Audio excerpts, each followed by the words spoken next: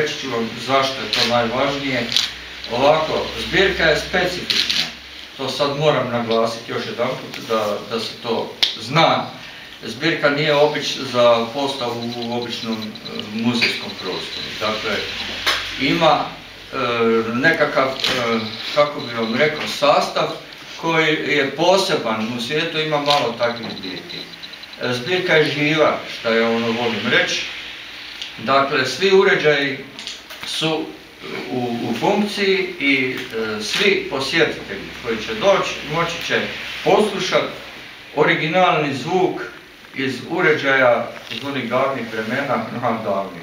100 godina je tu negdje otprilike, 100 i nešto prošlo. Predstaviti drugi projekt koji je recimo jedan koji predstavlja jednu veliku razvojnu mogućnost grada Siska, uz naravno tvornicu baštine Željezaru Sisak, projekt koji je predstavljen prošle godine. Ovaj projekt uređenja Holandske kuće, kao što je i gradonačelnik i ravnateljica Gradskog muzeja Sisak rekao, odvija se u suradnji sa konzervatorskim odjelom u Sisku Ministarstva kulture.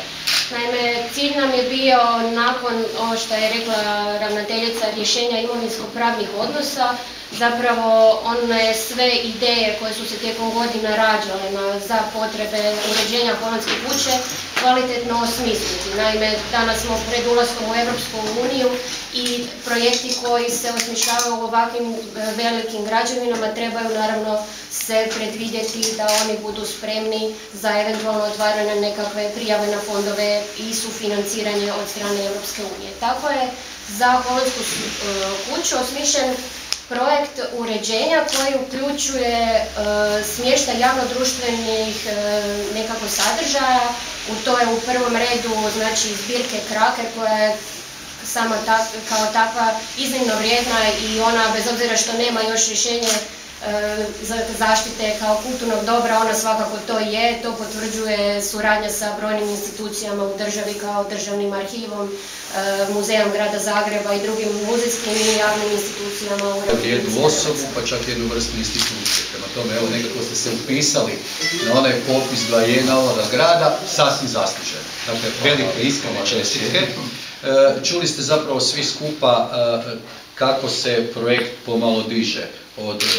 I ja koristim priliku zahvaliti se Redosljednom muzeju. Dakle, gospođo Vradević smo zapravo čuli kako je jedan nakon više desetljetnog skupljanja svega toga od strane gospodina Krakera uslijedio mukotrpan posao, dakle minuciozan, vrlo precizan, jer jedan detalj ne smije biti ispušten, jer sve to na neki način promatramo i kao našu kulturnu i kao našu povijesnu, tek možda jednoga dana kao arhivsku građu i baštinu. Prema tome, to je nešto što je zaista specifično, kako je rekao i sam kolekcionar, gospodin Kraker. Od gospođe Miletić ste čuli poantu čitave priče, a to je da